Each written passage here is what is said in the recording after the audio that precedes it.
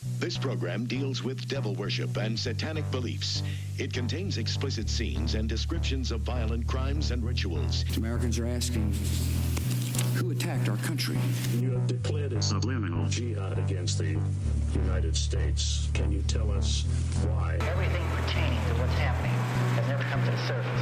The world will never know the true facts of what occurred, my motives. And night fell on a different world. And Iblis is thinking, I should be getting this position, not Adam, and this guy is created from dirt. And how does the army feel about you being head of the Temple of Set? And the conspiracy theorists can say what they will, but I want you to give me power over Adam, and I want you to give me soldiers and minions and all of these things. The people had so much to gain and had such an ulterior motive for putting me in a position I'm in. We'll never let the true facts come above board to the world. And I want you to be able to give me the ability to whisper into the hearts of mankind. And who was the grotto leader? Don't remember his name. You don't remember the name of a person who involved you in murder? These people are in very high positions, Jack. Yes. I wanted to mention, because this is a short part of the book, or not a very significant, or not a very in-depth part of the book, but this kind of did make me want to do an episode about Elvis, because there is an interesting digression having to do with Elvis at one point. It's in the middle of his chapter about the death list of the people in Laurel Canyon, Laurel Canyon who died, under mysterious circumstances.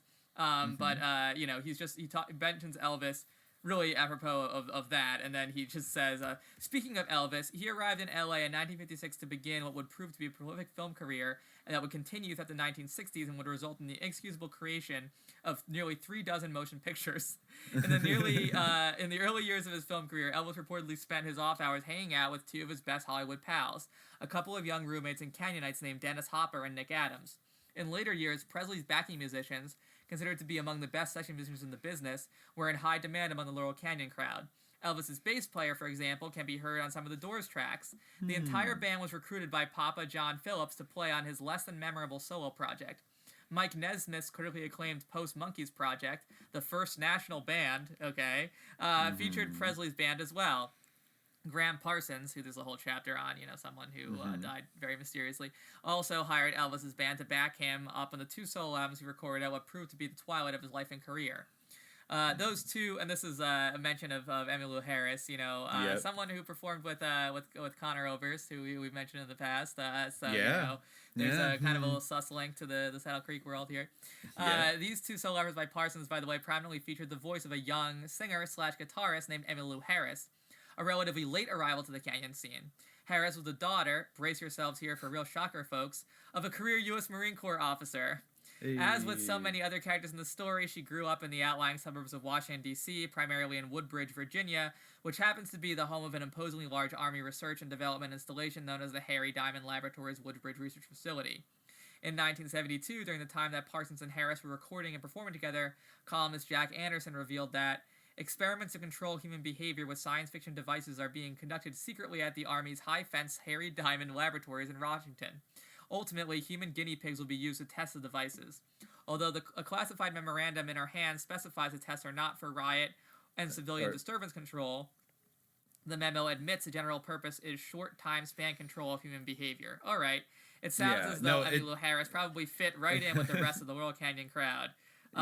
Just one last thing that he notes about Elvis. But here I seem to have digressed from our discussion of Elvis, completely, which was itself a digression, which was, if I remember correctly, itself a digression. He says that afterwards. From our discussion of Ricky Nelson, given, though, that he had only peripheral connections to Laurel Canyon, I guess I don't really have much more to say about Elvis, other than that he reportedly died on August 16th, 1977, a victim of a drug overdose at the age of 42. As with Morrison, however, there have been persistent rumors that Elvis didn't actually die at all, but rather reinvented himself to escape the fishbowl. Also, as with Morrison, Elvis apparently had a keen interest in the occult, particularly the writings of Madame Blavatsky. Ooh. Cool.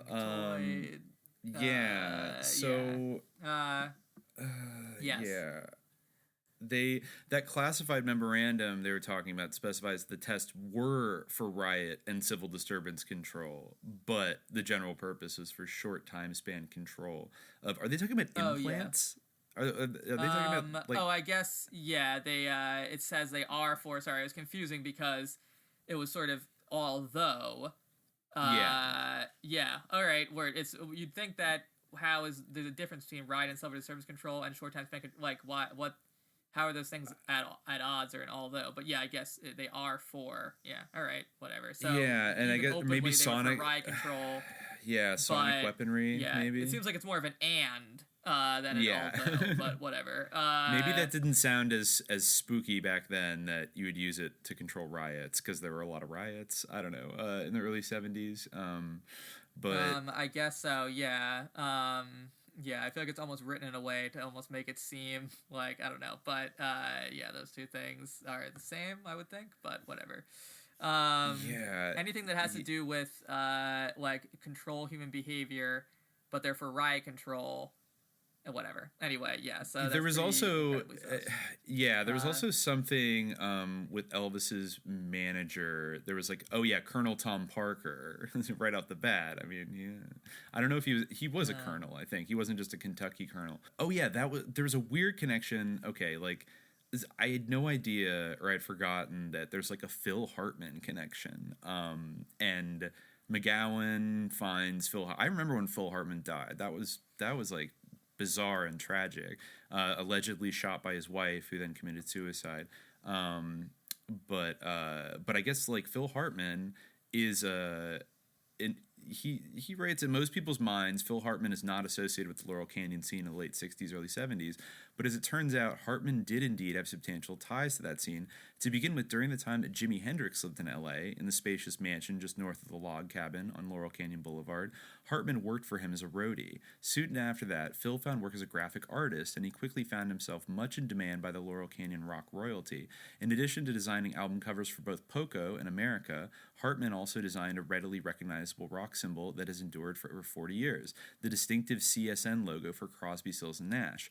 Hartman was also the brother of record executive club proprietor John Hartman, who was an associate of David Geffen. Hartman had begun his career as a protege of Elvis handler Colonel Tom Parker, who in the 1940s had worked with cowboy actor, log cabin owner Tom Mix. And Tom Mix, in turn, had frequently used the Spawn movie ranch as a filming location. That same ranch later became the home of Charles Manson and his girls, including Lynette Squeaky Fromm, who happened to have been a high school chum of Phil Hartman. Okay. A lot of people knew Squeaky Fromm growing up, which is also very bizarre. She went to high school with Phil Hartman. And so I guess Tom Mix owned the log cabin. He was a Western actor who lived in, Laurel Canyon, and he owned the house that Frank Zappa eventually moved into, and then hurriedly moved out of right after the Manson murders. Into like a secure compound, basically. There's even a weird mention in here that he doesn't go much into it, but he left like shortly after, and Zappa's move and his newfound obsession with security was said to be prompted in part by a curious visit to the log cabin in the summer of 1969, the summer of the Tate LaBianca murders. A man identified only as, quote, the Raven arrived wielding a gun. Little else seems to be known about the incident, but it is interesting to note that just a few years earlier, a guy who was very fond of that moniker had arrived in California. Also known as the Reverend Jim Jones of the People's Temple, he would become a rather infamous figure. Yikes. Yeah. Like Jim Jones came with a gun to threaten Frank Zappa in 1969? Well, that's one of those things that's like, speculating that he was the Raven, but it does odd, but maybe. I don't know. Well, speaking of spooky deaths, do we want to talk a little about Gram Parsons and his that's an interesting chapter of the book. I'm a big fan of Gram Parsons. I always liked him a lot. And both in the Flying Burrito Brothers and the Byrds and Sweetheart of the Rodeo, great album. And his two solo albums, which I guess were the Elvis's band played on. Yes. Yeah, but he was like a troubled and kind of weird guy. Another thing, I don't know if we mentioned yet, but that like a thing McGowan points out a lot is that a lot of these people, particularly the more troubled ones who ended up dying, were described by people who knew them as having somewhat dissociative personalities. Right. Yes. And a lot of them, some of them had ended up in kind of like the Grateful Dead scene. Like a lot of them had ended up in mental hospitals or in jail on drug possession stuff in their adolescence, or they just came from very abusive families. A lot of people were, I think the Gene Clark, the kind of the main creative force behind the Birds, had like a really messed up kind of childhood. And obviously the Wilson brothers and Gram Parsons as well. His dad, I believe, committed suicide under somewhat strange circumstances. And then his mother, who was from pretty wealthy old line. Dave McGowan goes kind of full, like almost bloodlines of the Illuminati a little bit onto some of the lineage of these people. This is the another great paragraph of the book where he says, his life story, talking about Parsons, is nevertheless a fascinating one.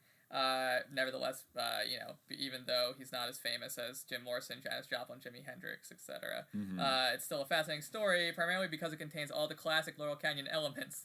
The royal bloodlines, the not-so-well-hidden intelligence connections, the occult overtones, the extravagantly wealthy family background, and an incinerated house or two, and of course, a whole lot of curious deaths. We begin back about 1,000 years ago with Ferdinand the Great, the first king of Castile on the Iberian Peninsula.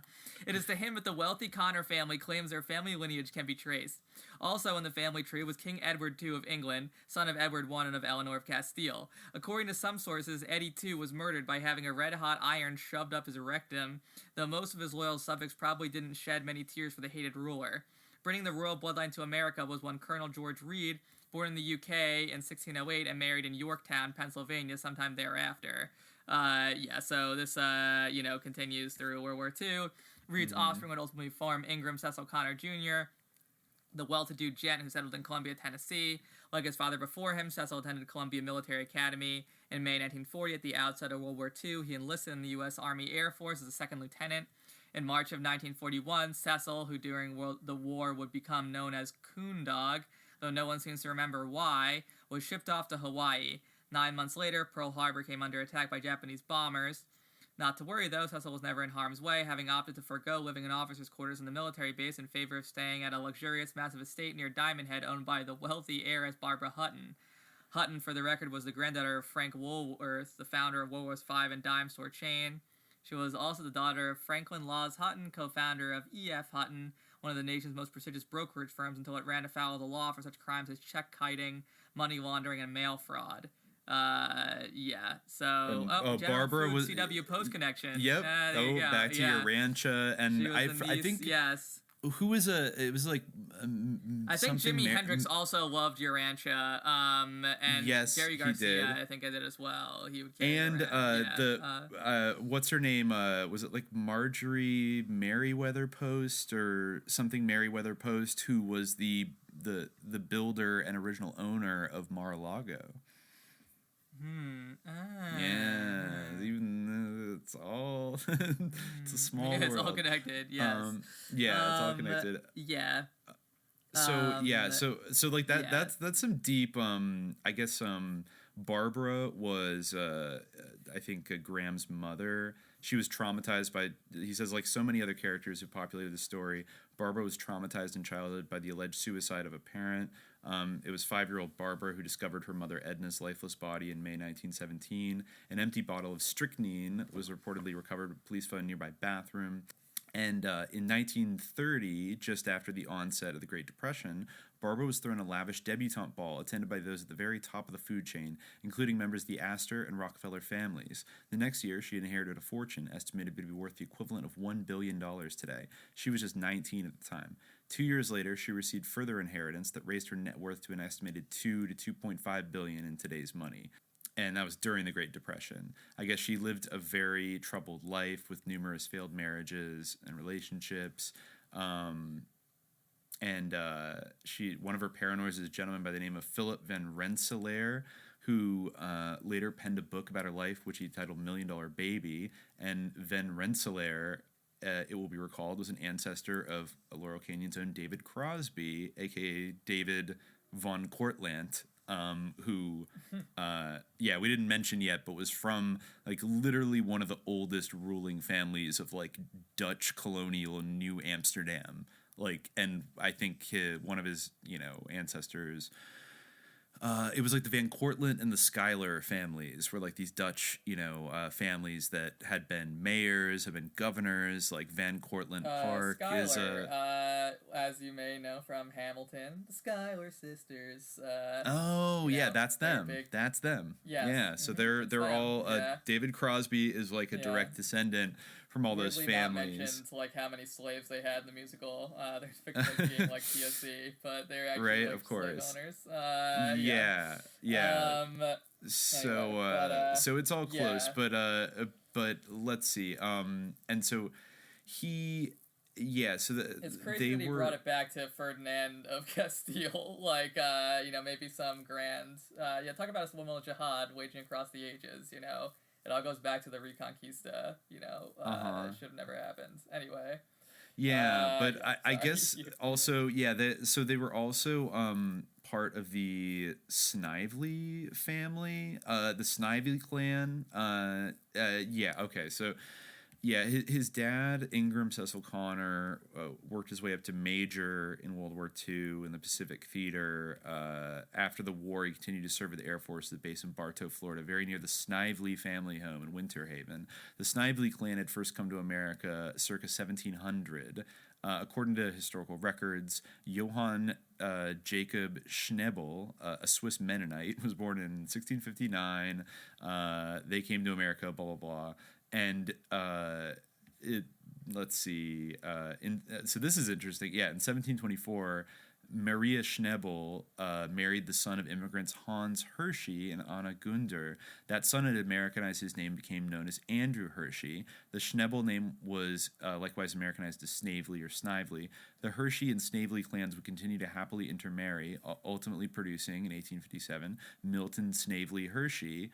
And Milton S. Hershey, of course, would go on to found the world's largest producer of chocolate confections. I guess, less known is that Hershey failed miserably in his first several attempts to launch a candy company. All of those ventures in Philadelphia, Chicago, and New York City were financed with Snively family money.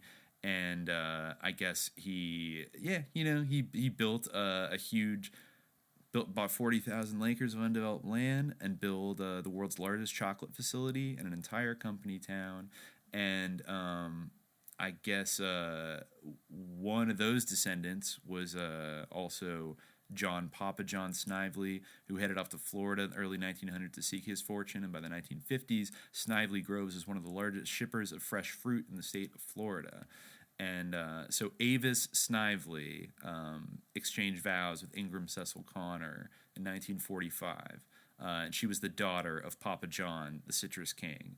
And so Coondog and Avis gave birth to their first child and only son, Ingram Cecil Connor III, later known as Gram Parsons. And he was raised on basically like a citrus plantation in Waycross, Georgia. Very where Chinatown kind of, with the citrus connection. For sure. And creepy things, like I guess Coondog and Avis entertained frequently and were both well known to be heavy drinkers. There were hushed rumors that they were swingers as well. As Graham's younger sister, known as Little Avis, would later recall, things were mighty strange around the house. Yikes. So then Gram Parsons gets sent when he's 11 to the Bowles School, a combination prep school and military academy in Jacksonville, Florida. While attending Bowles, he became a member of the Centurions, the school's version of an elite fraternity. And then, but then when he was there, just before Christmas 1958, Coondog was found sprawled across his bed in the family home, a bullet hole in his right temple. A .38 caliber handgun was found nearby. There was no note, and Coondog had said that he was happier than he'd ever been the month before. Curiously, his death was initially ruled to be accidental, but the cause of his death was later changed to suicide. And I guess Papa John Snively died right before that, so his mom was all torn up, and And I guess she never appeared to grieve and displayed a total lack of remorse over anything she may have done to drive Coondog allegedly to commit suicide. By some reports, she'd been having an affair. Not long after that death, Avis met Robert Ellis Parsons, who owned a business that ostensibly specialized in leasing heavy construction equipment. Parsons' clients, curiously enough, happened to be in Cuba, then under the brutal hand of Batista, and in various South American countries that were also under the thumb of U.S.-installed dictators. The Snively clan took an immediate dislike to Parsons, who is described by one family member as a, quote, greedy son of a bitch. Nevertheless, Avis quickly married him, and Bob Parsons quickly took control of her life. One of his first moves was to adopt Gram and Avis, even going so far as to have new birth certificates drawn up, listing him as their biological father. He convinced his wife to sue her siblings over the citrus groves, and let's see. Oh, yeah, here.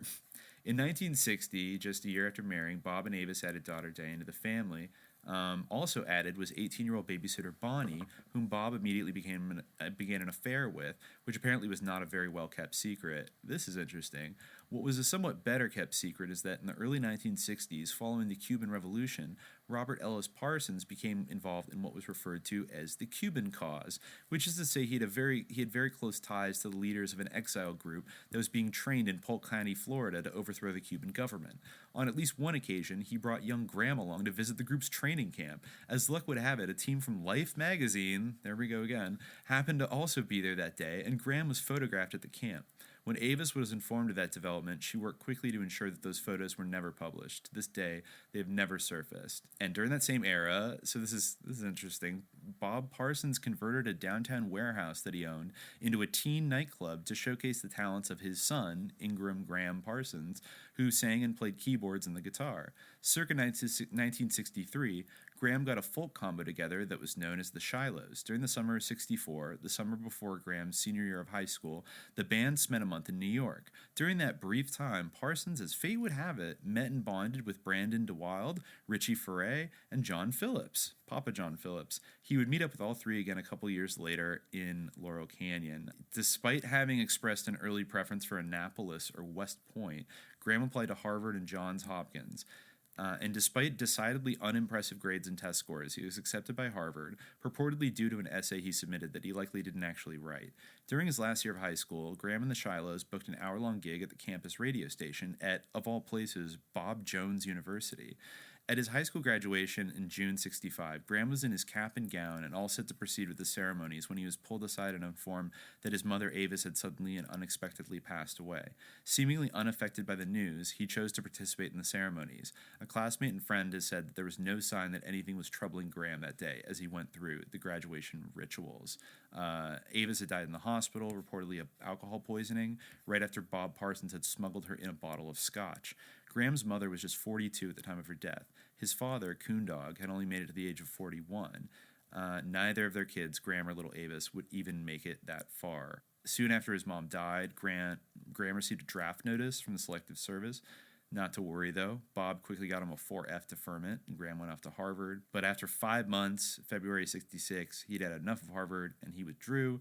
According to some sources, he never really attended school at all, but rather spent his time taking in the folk music scene in Cambridge and putting his own band together. So, I mean, then he eventually, went out in, Yeah, he was all later amidst the whole scene when he was in Harvard,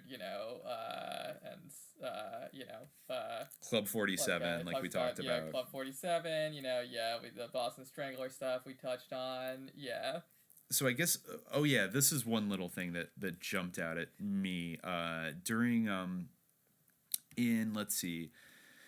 he started doing LSD in '66, so right around the time everybody else did, and he moved to the Bronx in New York in early '66. He rented an 11-room party house where marijuana and LSD flowed freely. One unofficial member of his band was child actor turned aspiring musician Brandon DeWilde, known in the 1950s as the King of Child Actors. So I don't know, getting weird, there are a lot of weird child actor people that pop up, like Van Dyke Parks.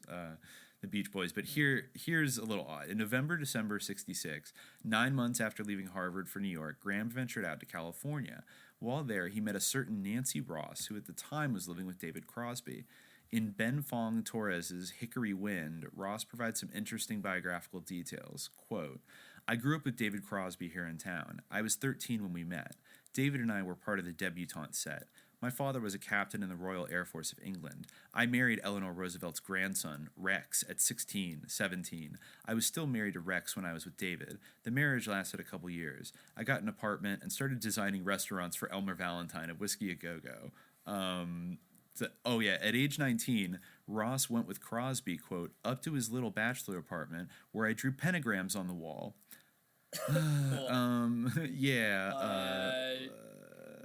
Let's see. So then, Gram Parsons, like, somehow just immediately meets David Crosby and then, like, ends up replacing him in the Byrds, like, not long after that.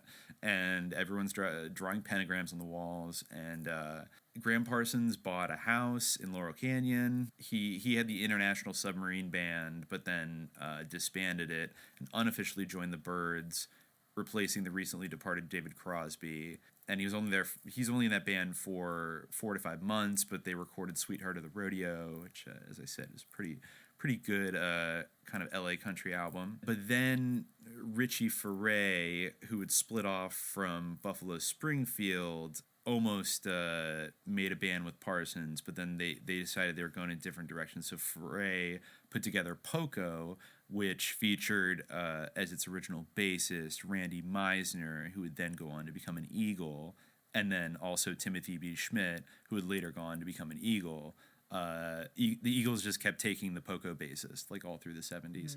While Parsons assembled the Flying Burrito Brothers, which would later, after he got kicked out for drug use, would be joined by Bernie Leadon, who would also go on to become an Eagle. So we're really in the pre-Eagle. This is like the ferment that the Eagles kind of sprung out of, the third being Linda Ronstadt, which comes a little bit later. Anyways.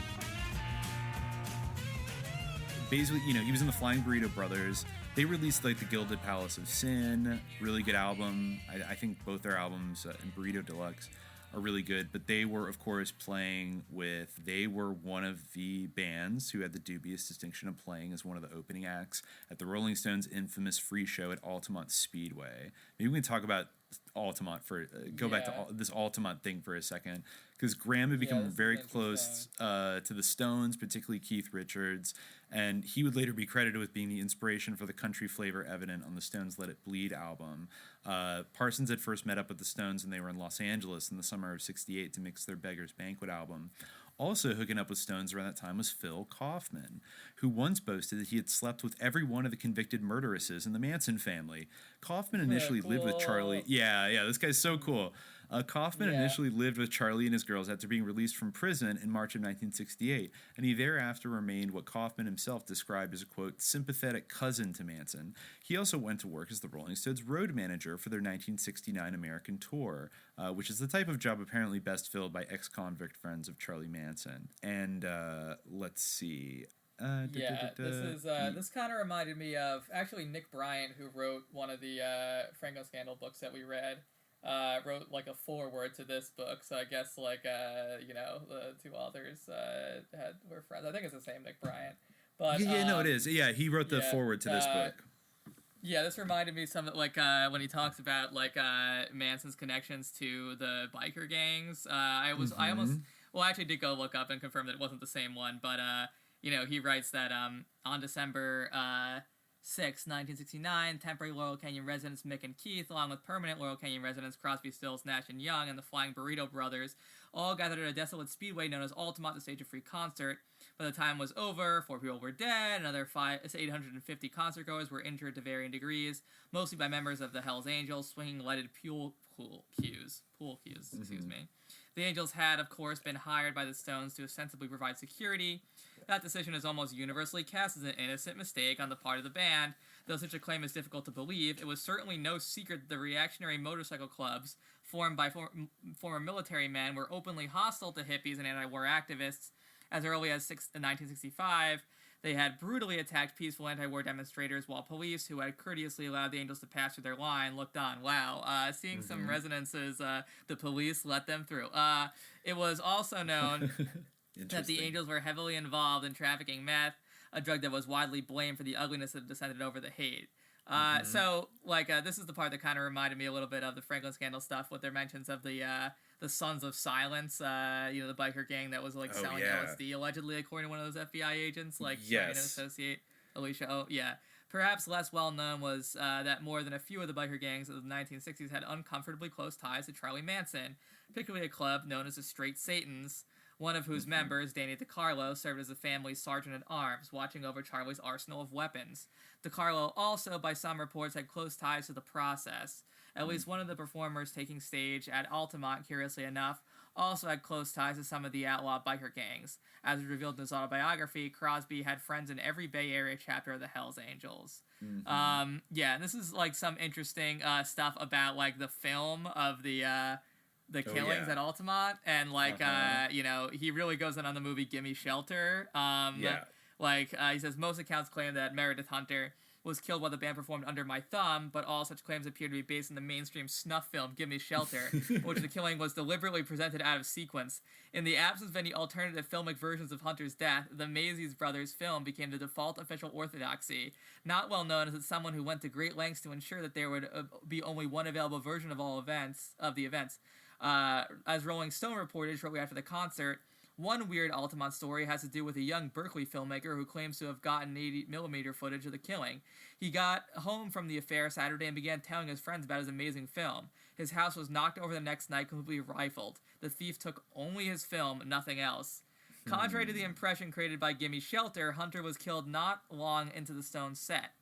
But as the film's editor, Charlotte Zerrin, explained to Salon.com, some 30 years later, the climax of the movie always has to come at the end. We're talking about the structure of a film, and what kind of concert film are you going to be able to have after somebody has been murdered in front of the stage? Hanging around for another hour would have been really wrong in terms of the film. Wow, I did not hear that before. What wasn't wrong, apparently, was deliberately altering the sequence of events in what was ostensibly a documentary film. This is a crazy little interlock here. Yep. One of the young cameramen working for the Mazies brothers that day, as it turns out, was a guy by the name of George Lucas. It is unclear whether it was Lucas who captured the conveniently unobstructed footage of the murder. Not long after, Lucas would begin a meteoric rise to the very top of the Hollywood food chain. He would be joined there by Steven Spielberg, who worked at Lookout Mountain. As a film student, he lived there. No, he lived there. Yeah, I don't know. I don't know if he worked at Lookout Mountain. But, yeah, well, he at least lived there. And I think you should read the last. I'll read the last part of this because just to be honest with myself, basically. He says, Spielberg and Lucas, the two of them would emerge as arguably the most critically acclaimed and influential filmmakers of the generation. Just as the second wave of Laurel Canyon bands with names like the Eagles and CSN would transform the music industry from a community of artists into a vast money-making machine, ushering in the era of stadium concerts, multi-million selling albums, and unprecedented profits, Spielberg and Lucas would perform a similar trick with the film business, producing blockbusters like E.T., Raiders of the Lost Ark, Jaws, and Star Wars. It seems perfectly natural, then, that in the middle-late 60s, USC film student Spielberg was living on Lookout Mountain in Laurel Canyon. That's pretty cool. Also, we should talk about Don McLean. Shots fired at the Eagles there. A little bit of shots. Yeah. Well, I mean, okay, I would take a little bone with McGowan there because if his thesis of this book is true, when was it a community of artists? When was the music industry not this shady thing controlled by the mob and the military intelligence complex? It's did the Eagles really? I think the Eagles get flack for that, for having expensive stadium concerts and making a ton of money and turning it into a business, man. But weren't all these people? It was just a business the whole time. Some people are just Eagles phobes. They just hate the Eagles, and their Eagles phobia comes out. He mostly doesn't go after them, but I think McGowan's probably not a huge fan. I could see him on that Lebowski false consciousness tip, that they suck or whatever. He talks about American Pie. Yeah, Don McLean. Yeah. And I thought this is a choice passage here. This is where it gets kind of S.K. Bainey a little bit. All right. So, about 1 year after Altamont, otherwise obscure singer-songwriter Don McLean penned the words to what was destined to become one of the most iconic songs in the annals of popular music, American Pie. Those lyrics are essentially a chronological recitation of various tragedies that shaped the world of popular music.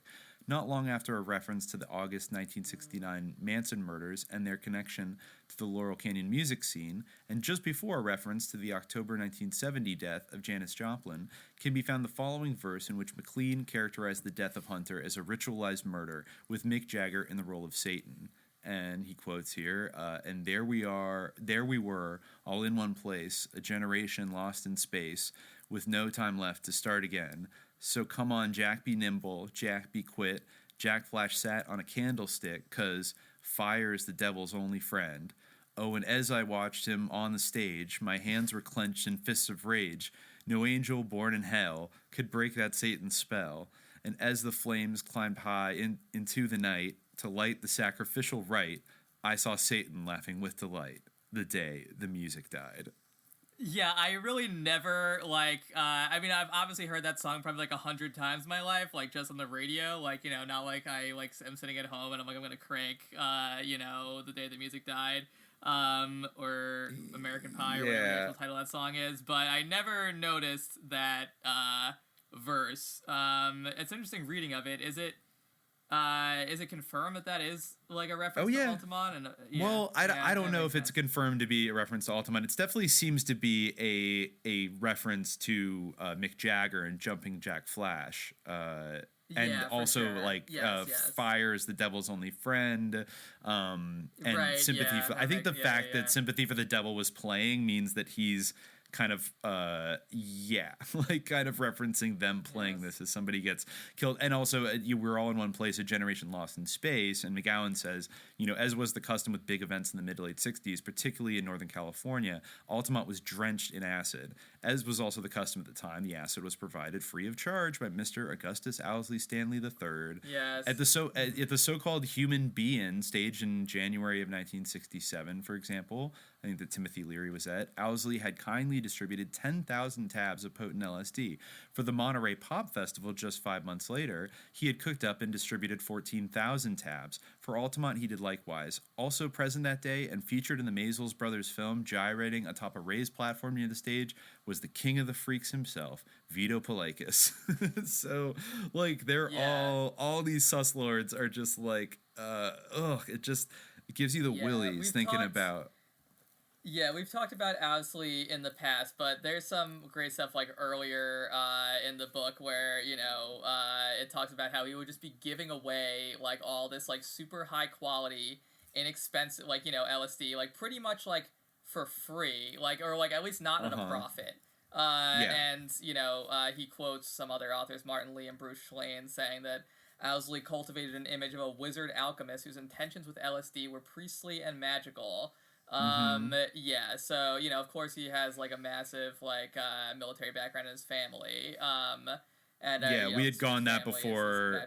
Yeah. And actually, McGowan fills in a blank that I think we didn't flesh out in the Grateful Dead episode about his time being institutionalized.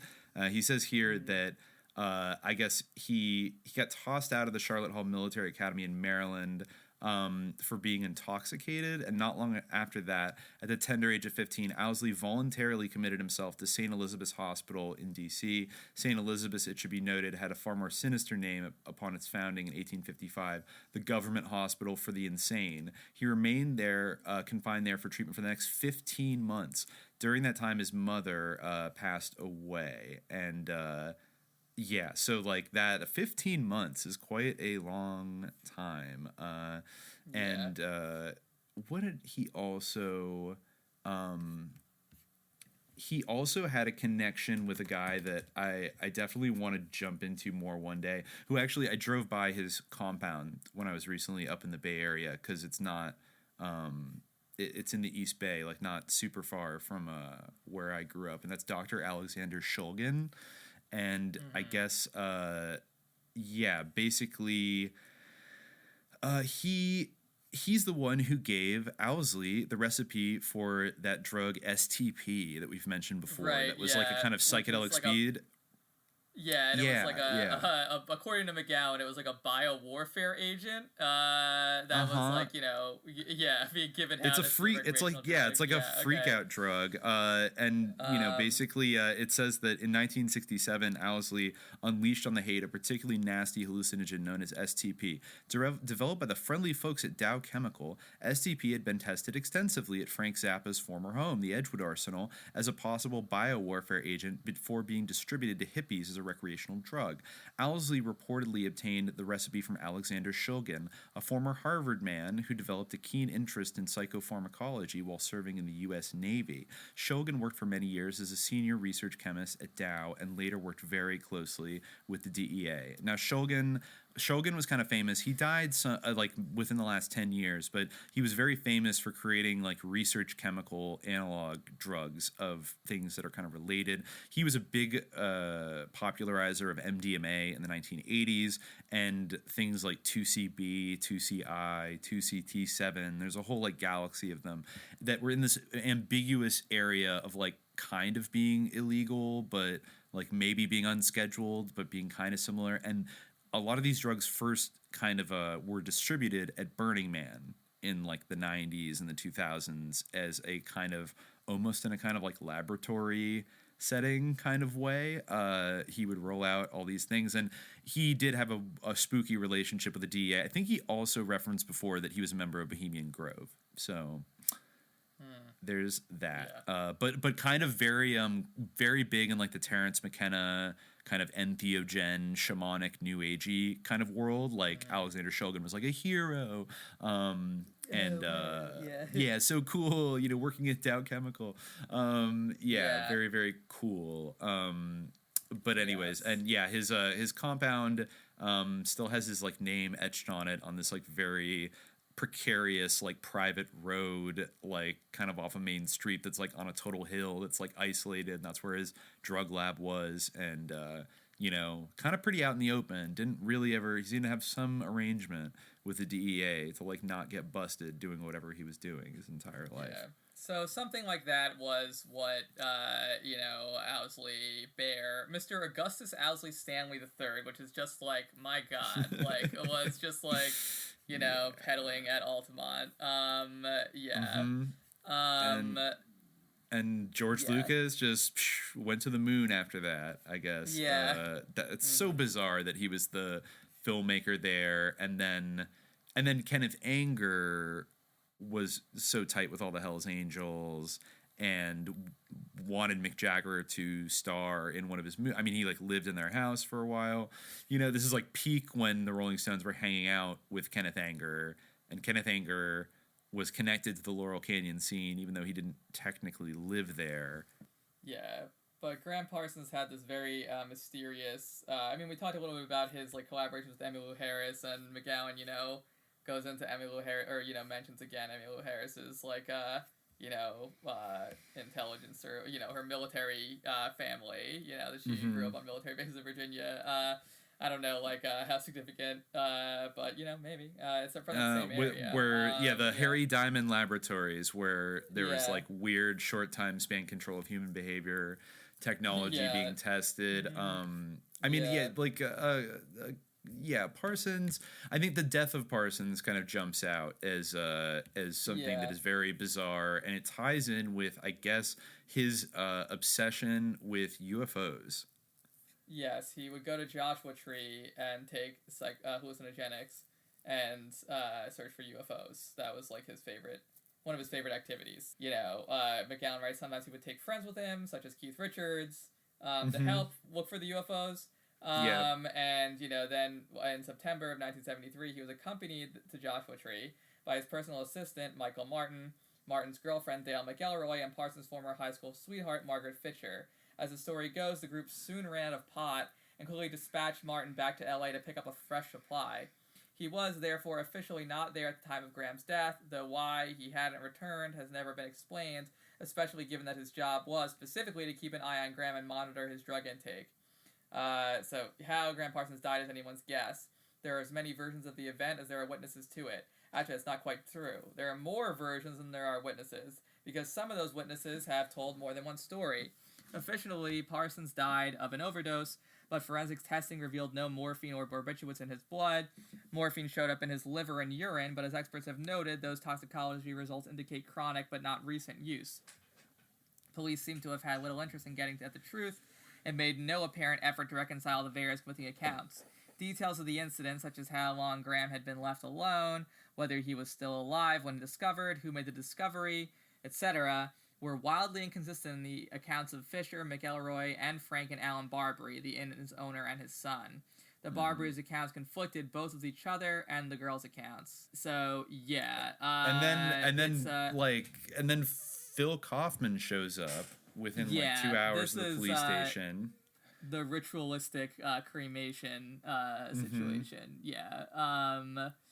Right. There's another thing that was from a little bit earlier, that his death, of a heart attack, I guess, or of just spontaneous of an overdose happened just before Jim Croce. Day before.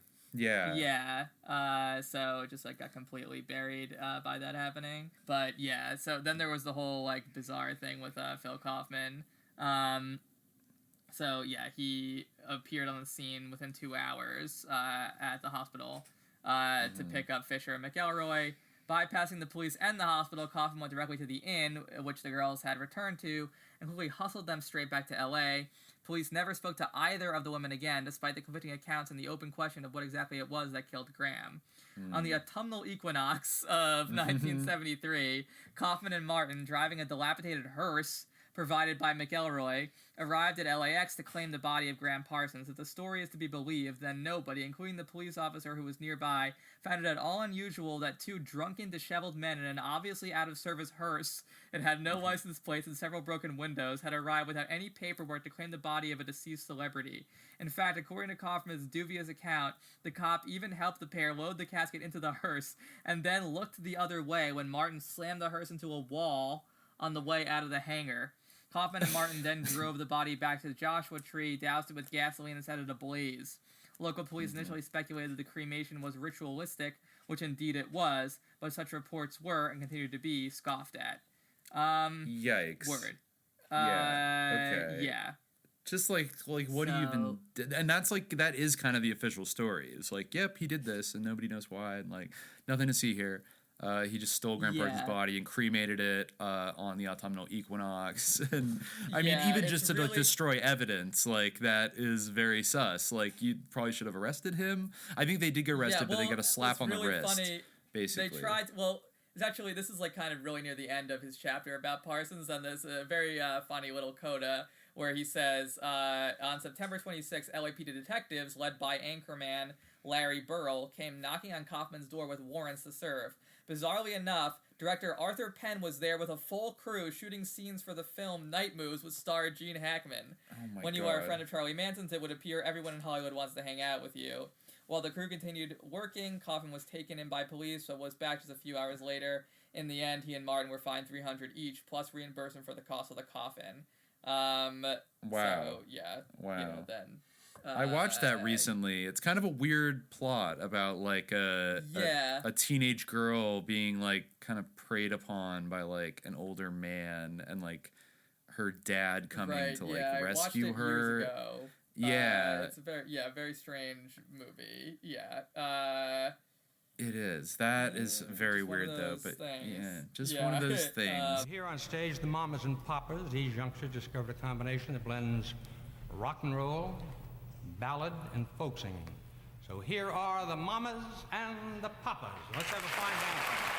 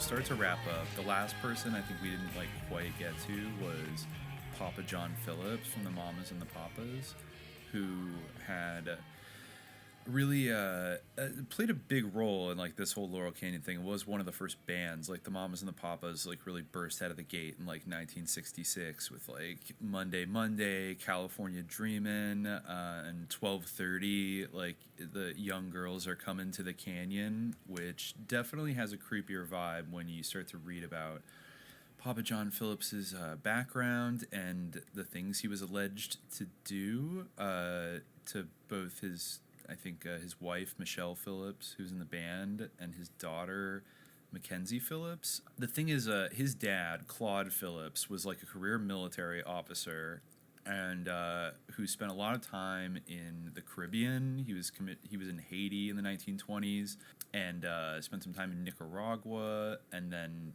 moved to Alexandria, Virginia, where John Phillips grew up and went to school. He went to a bunch of strict Catholic and military schools, served as an altar boy. By his own admission, had a darker side, which included forays into vandalism, auto theft, breaking and entering, fighting, and other sort of mischief. His mother, meanwhile, routinely cruised for men when not spending time with a U.S. Army colonel named George Lacey. John would later be told that his real father was a U.S. Marine Corps doctor named Roland Meeks, who died in a Japanese POW camp during World War II. Phillips scored an appointment to the Annapolis Naval Academy, but dropped out. One of his first paying jobs was working on a fishing charter boat. As John later recalled it, the crew consisted of him, a retired Navy officer, and 4 retired Army generals. Seems like a perfect fit for one of the future guiding lights of the hippie movement. As noted at the beginning of the book, John's first wife was the aristocratic Susie Adams, a direct descendant of President John Adams and an occasional practitioner of voodoo. The couple's first son, Jeffrey, was born on Friday the 13th in December of 57. Shortly after that, John found himself in, of all places, Havana, Cuba, just as the Batista regime was about to fall to the revolutionary forces of Fidel Castro. According to Phillips, he and his traveling companions, quote, were once whisked off the street by a director, straight into a TV studio to appear on a live Havana variety show. Many of you, I'm sure, have had a similar experience.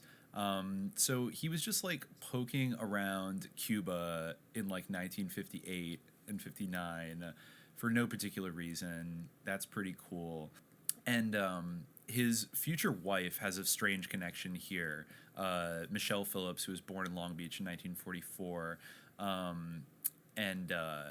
She sounds like she had a pretty abusive, fucked up dad, Gardner Gilliam. And after her mother died of a brain aneurysm when Michelle was 5, Gil took his daughters and went to Mexico, ostensibly to attend college on the GI Bill. They returned to Southern California a few years later, and Gil found work as an LA County probation officer. According to John, Gil's work, quote, often required him to go out of town, though one would think that would make it rather difficult for him to keep tabs of his charges. I don't know what's up with that, but this is very bizarre.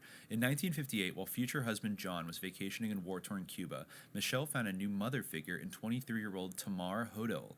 Tamar's father, Dr. George Hodel, was described by Vanity Fair in December 2007 as, quote, the most pathologically decadent man in Los Angeles and the city's venereal disease czar and fixture in its A-list demi-monde. Also noted in the article was, quote, George Hodel shared with Man Ray a love for the work of the Marquis de Sade and the belief that the pursuit of personal liberty was worth everything. In other words, Hodel embraced that all-purpose Luciferian creed, do what thou wilt. According to the same... now, this is funny because I used to live not very far from Dr. Hodel's house, which, like, is very iconic if you drive down Franklin in, like, East Hollywood going into Los Feliz.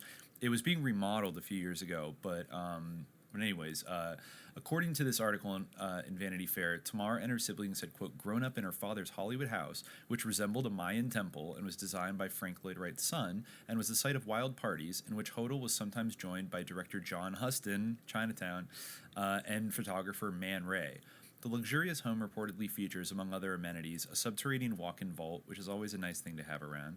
Within the walls of that singularly odd Hollywood Hills home, which lies about 3 miles due east of the mouth of Laurel Canyon, Tamar has talked of how she, quote, trigger warning right here, this is pretty fucked up, she often uncomfortably posed nude for dirty old Man Ray, and once wriggled free from a predatory John Huston. Her own father, not so shockingly, quote, had committed incest with her and plied her with erotic books, grooming her for what he touted as their transcendent union, and freely shared her with his wealthy and influential friends. There's a lot more horrible stuff.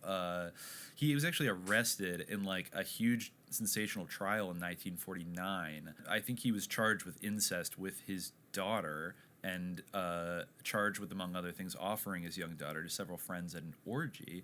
The sensational 1949 trial featured a witness who took the stand to describe being hypnotized by Hodel at a party.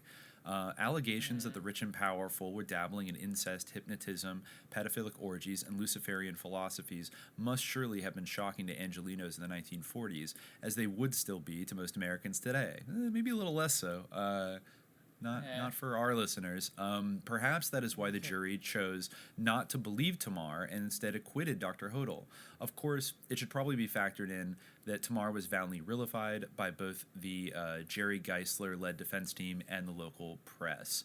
And this is something, maybe people have heard this name before from this. Far more shocking, the allegations aired at trial was then, in fact, that even while Hodel was standing trial on the sensational charges, he was, and is still today, the prime suspect in the Black Dahlia murder case. There have been numerous suspects identified, including Orson Welles. I didn't know that. But George Hodel does seem to be a much more likely suspect than most of those who have been identified. And his possible guilt, it should be noted, does not exclude others from very likely complicity as well. The mistake that virtually all investigators of this case have made is assuming that there was only one culprit.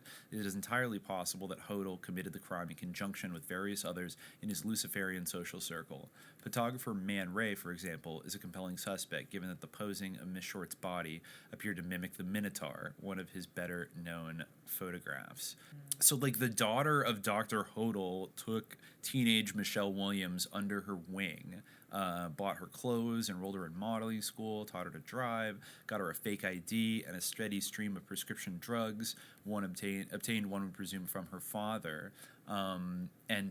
Michelle weirdly said that, quote, Tamar put on perfect airs around my dad, and when it became necessary, she would sleep with him. And so that was like Michelle Phillips' like upbringing, and then she eventually met John Phillips when he moved to LA around, I think it was 1965, and they were only around for like 3 years. They kind of fell apart, and really only their first album, If You Can Believe Your Eyes and Ears, from early 1966, that was a chart topper, but they really weren't able to replicate it. And there was a weird milieu of like, or there was like a weird adventure they went on where, like, I think John Phillips bought a yacht and they like sailed around the Caribbean, doing a lot of acid and writing these songs that became the songs on their first album. And McGowan does point out that's kind of interesting that like they were completely like cut off from whatever was like starting to happen in Laurel Canyon at the time, but then they just come back with like this perfect Laurel Canyon album, and it's like, well, how did you guys get influenced by something that you were not aware of at all? So there's some weirdness there, and also Papa John Phillips, like, he did a lot of things to like popularize like the 60s and like kick them off. The two biggest things were writing the if you're going to San Francisco, be sure to put flowers in your hair song, which became a huge radio hit and was like broadcast upon all like the new FM radio stations in 67, and was credited with kind of like triggering that deluge we talked about before of just like people descending from all around the country to go to the Haight-Ashbury. So like he kind of wrote the anthem for that. He also organized the Monterey Pop Festival in 1967, which had like Janis Joplin, Jimi Hendrix, the Byrds, basically all the same people from both the San Francisco scene and the Laurel Canyon scene, and kind of, famously like got a lot of press coverage and like introduced this new countercultural California music vibe, basically to the entire country. So like John Phillips was in there really in the middle of it, and their marriage had like problems. Obviously Mama Cass and Peter Doherty were the other two members, and Mama Cass was friends with Abigail Folger. Charles Manson met her at Mama Cass's house. She also died in a kind of like weird circumstance. And let's see, what else? Let's see. This is actually weird. Mackenzie Phillips, the yes. granddaughter, she was in American Graffiti, right? On yes. The George Lucas connection. Yeah, I remember her as someone who was like, like she struggled with addiction, or had a sort of acting career as someone who's very young. Yeah. And there's a creepy anecdote that McGowan puts in here that during the filming of Graffiti in 1972, John Phillips, who I'm sure had lots of important business to attend to and therefore little time to look after his daughter, signed over legal guardianship of Mackenzie to producer Gary Kurtz, who went on to be a Star Wars producer. But that's not a good sign for what comes after that. Also noting that Phillips' circle of friends in the late 60s, early 70s, after the Mamas and the Papas broke up, included who else? J. Paul Getty Jr., Bobby Kennedy Jr., who today is the great kind of vaccine warrior, and Princess Margaret. And it said Getty and Kennedy, both plagued by demons of their own, were likely being supplied drugs by Phillips. And another name in Phillips' Rolodex was Colin Tennant, the wealthy heir of a massive petrochemical conglomerate in the UK. Tennant owned a private island in the British West Indies where wealthy friends like John Phillips and Mick and Bianca Jagger could engage in unknown activities in complete seclusion. Yeah, that John. This is also another kind of odd little thing is he got into scoring movies, and in 1975 he sobered up enough to put together the soundtrack for the film The Man Who Fell to Earth, a surreal venture featuring the talents of fledgling actor David Bowie and director Nicholas Roeg, who had previously collaborated with Crowleyite Donald Cammell on Performance, which starred Mick Jagger. Right. Let's see, but back to Mackenzie Phillips, because she released a memoir after struggling with addiction a lot, throughout her life. She released a memoir in 2009 called High on Arrival, which painted a disturbing picture of her late father. There's another content warning, pretty bad news here. In addition to introducing her to drugs at the age of 11 by injecting her with cocaine, Mackenzie claimed that Papa John had raped her on the eve of her first marriage and engaged in an incestuous affair with her that spanned a decade and ended only when she became pregnant and did not know who the father was. A scenario which should be noted with remarkable parallels to the ordeal endured by Michelle's surrogate mother, Tamar Hodel. Yeah, so that's out there, that basically she's accused John Phillips of like this horrible thing. They have this weird connection to the Hodel family. And also like some people might know that like Bijou Phillips, the actress and model, was I think, was she the younger child of John Phillips? Yeah, she was. Came a little later and became a very, described by Index magazine as a, quote, wild child who through fate and circumstance was somehow allowed to partake of New York's nebulous nightlife at an age traditionally more suited to playing with dolls. Bijou was a cover model from a very young age. She was also the 14-year-old star of a Calvin Klein ad campaign that many people, as well as the U.S. Justice Department, considered to be bordering on child pornography, and that Bijou herself has referred to as, quote, the kiddie porn ads. There's one interesting anecdote here. Bijou told her interviewer from Index that coaching her and creepily lurking behind the scenes of that notorious Calvin Klein photo shoot, I'm guessing as a technical advisor, quote, was this porn guy. The interviewer identified that porn guy as Ron Jeremy, who is not your run-of-the-mill porn guy, and not just because he's arguably the world's most famous porn star.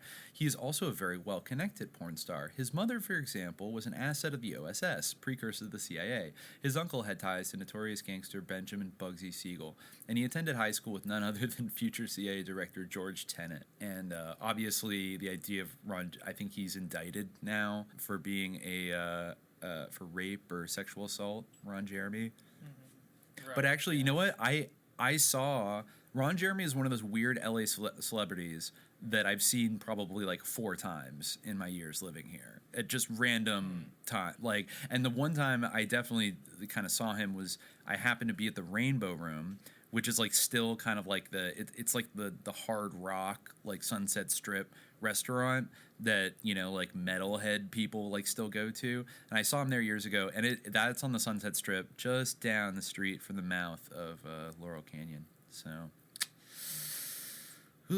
yeah, so the Mamas and the Papas, very sus. Also, all their music was done by the Wrecking Crew, which is why it sounds so good. They're basically just singers. Once again, I guess like shout out to the Wrecking Crew for actually making all this music. But yeah, I don't know. I mean, I think we can. There are others as well, but I think we'll definitely come back to this milieu and these people and like yeah, the scene. One thing we didn't get to for sure is that there's like a whole chapter like about Houdini, which is kind of weird, like, you know, not really related to any of this stuff, but he was a Laurel Canyon resident. Right, well, there's like a Houdini house in Laurel Canyon that, like, it's unclear if he ever actually lived in, but I kind of want to do, you know, a Houdini episode in addition to an Elvis episode, but yeah, for sure. That's like kind of a weird, as there are many digressions in the book in general, that's like a weird digression in the book, but yeah, there's interesting material there, and I'm sure there's interesting stuff about Houdini in general and the connection with spiritualism and everything. You know, Sir Arthur Conan Doyle comes up in there. I would like to do an episode about, like, the whole fairy hoax that he was involved in. I wasn't aware of the fairy hoax. Yeah. It's well, we can discuss that at a later date, but yeah, it's quite a story. Yeah. No, there's some really interesting. There's also like the Magic Castle. I think his name was John Mulholland. I can't remember if he was related to like the Mulholland, the early tycoon of LA, but he was a very famous magician in like the 40s and 50s who worked for the CIA, teaching them like deception and sleight of hand and things like that. So there's always been like a weird connection between like the magicians in like Hollywood and in that part of Hollywood, and going back to probably like the 20s, and then obsession with various cults. Like Theosophy was big, the OTO was big. It's always been, and in some of the earliest, like, you know, basically residents of Laurel Canyon were into a lot of that stuff as well. Right, yeah, the Magic Castle is interesting. Yeah, there's of course the, you know, obviously they're all into a lot of them were into the occult, but the connection between, like, stage magic and, like, actual, like, ceremonial magic is super interesting. Yeah, there's that crazy movie that's sort of like a paranormal thriller set at the Magic Castle type thing. I want to say Scott Bakula is in it. Really? But yeah, I think so. I might. Scott Bakula magician movie, Lord of Illusions. Yes. Interesting. Yeah, but yeah. Yeah, there's also based on Clive Barker and a short story. Yeah, it was. Yeah. Anyway. There's also there's a chapter near the end about punk and new wave, which I think is it's really interesting, and it's almost worth breaking off into like a different episode entirely. But I think it is kind of connected because it all centers around Miles Copeland, the famous like CIA Arabist, intelligence officer who was involved in multiple coups in like Syria and Egypt and Iran and all around the Middle East, and his sons all became like big music industry impresarios in the 80s, and like one of them was the manager of the police, another one was the drummer of the police. They founded like FBI and like IRS Records, I think were the names of their companies.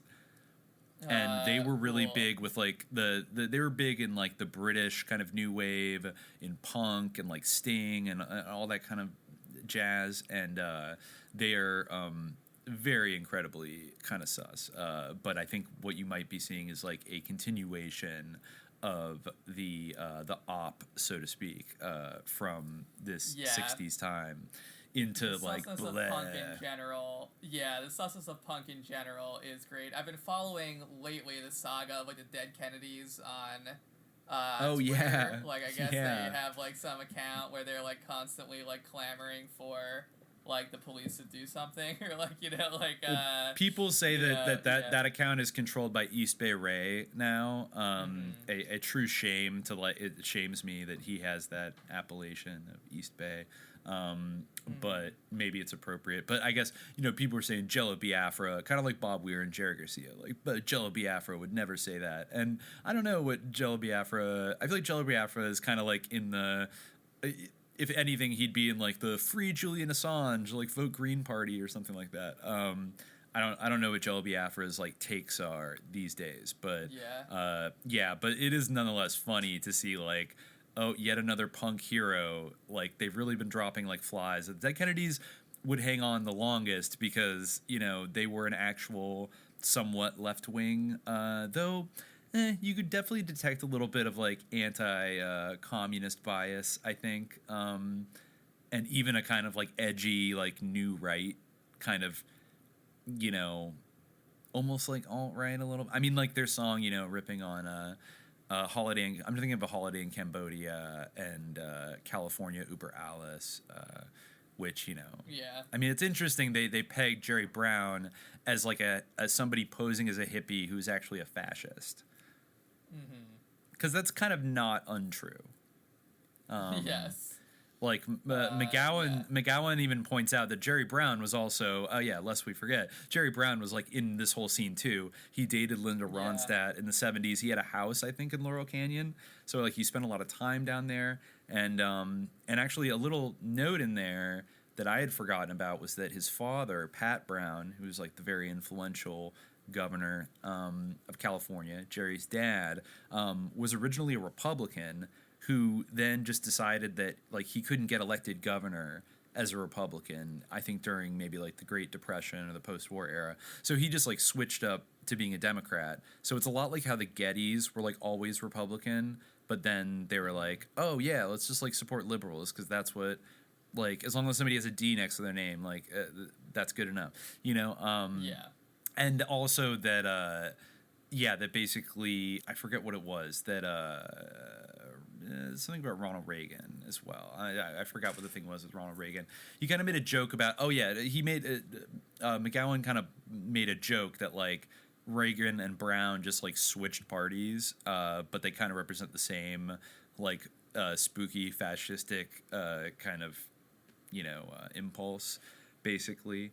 And, I know what it was. It was that, like, the lieutenant governor under Jerry Brown was a Republican, and so while Jerry Brown was running around like partying with like the Eagles and like Linda Ronstadt and like hanging out in Laurel Canyon, the kind of right-wing lieutenant governor was like implementing a bunch of like fasci, like kind of right-wing programs and like Law and Order kind of stuff like that would have been more the flavor of like Ed Meese and Ronald Reagan. So basically, even though you had this like Governor Moonbeam, super liberal, kind of almost hippie-ish governor like running around in public, the machinery of the state was still being very much influenced by like the ultra-right kind of Reagan type people, which has always been like the thing with California. And and Laurel Canyon, I mean, we'll get into it at a later date, but the fact that like Patty Davis, Reagan's daughter, was living with Bernie Leadon, who was in the Flying Burrito Brothers and the Eagles, and actually played a part in kind of him getting kicked out of the Eagles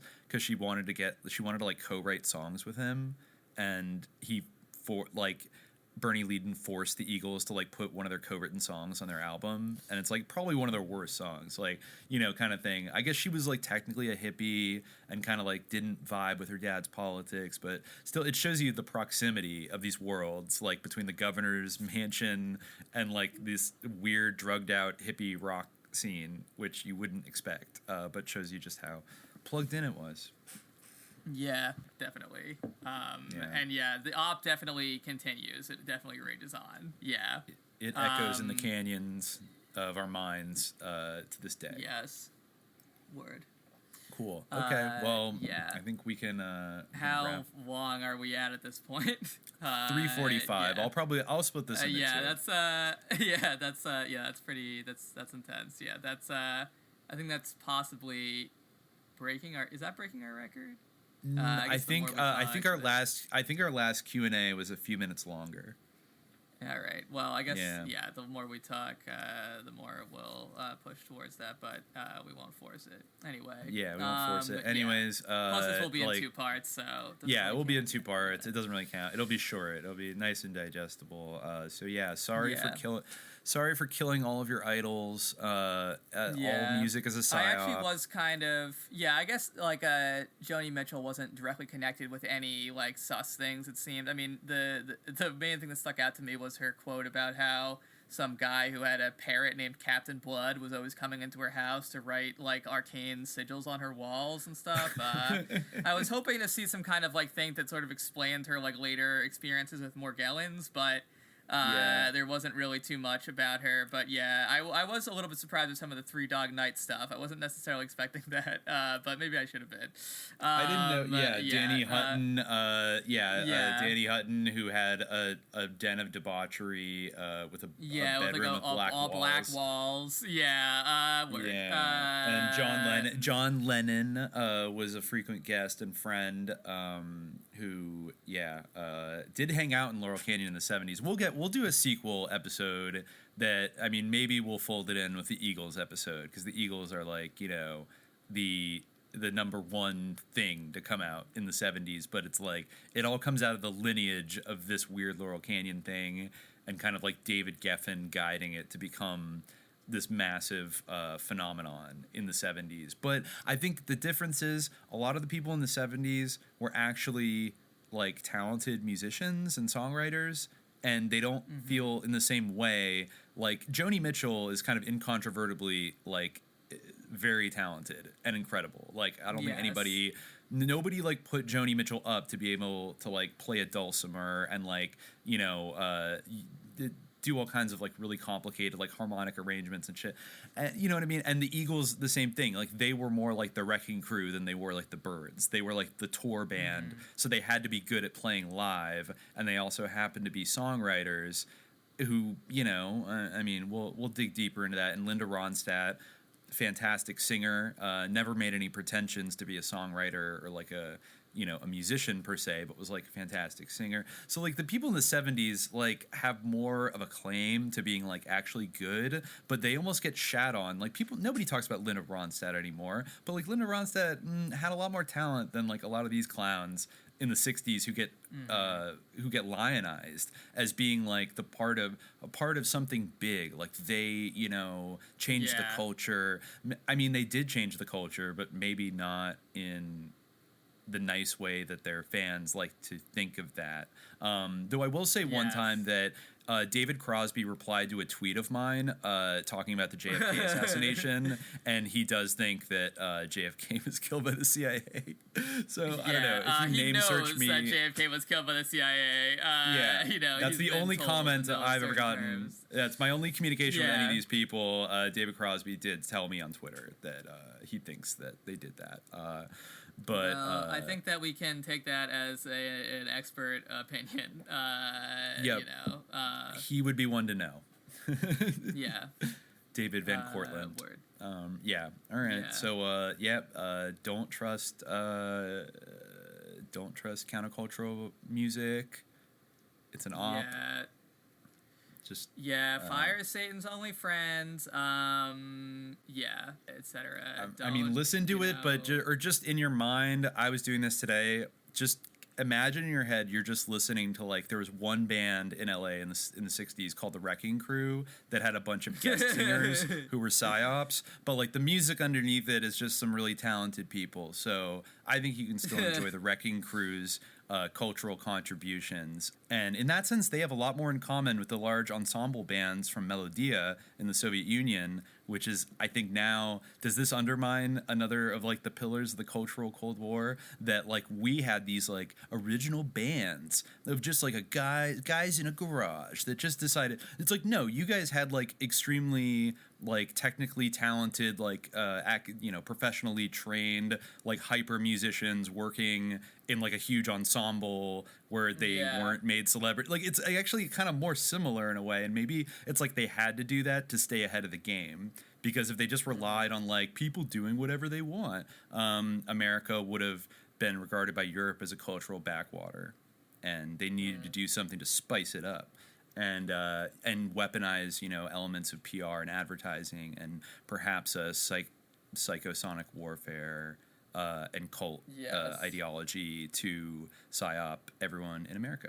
And bring in like a bunch of weird like Ataturkist scions to like cultivate black music in a way that was like palatable to like white suburban teenagers. Possibly which, using a tactic which continues today, really, with hip hop. Yes. except they've drifted away from like the Ottoman Sufi style to like full blown like Karmatian like heresy, unknownism stuff. You know. It's still a lot of UFO worship that stayed constant. So that's true. Just you know, listen to what you want. At least Tom DeLonge is like really talk about the punk psyop. Tom DeLonge is like the perfect example. He possibly went back in time and killed Gram Parsons. He possibly came out of that flying saucer. Oh, just by the way, I think it's funny that Gram Parsons would go out to Joshua Tree, because if anybody who's been out to Joshua Tree knows there's a gigantic military base out there, like a Marine base with like entire like fake Iraqi cities. There's like Middle Eastern like model cities that they like run war drills in, and there's all kinds of aeronautics testing out there. So like, I wonder why that's where you would find a bunch of UFOs.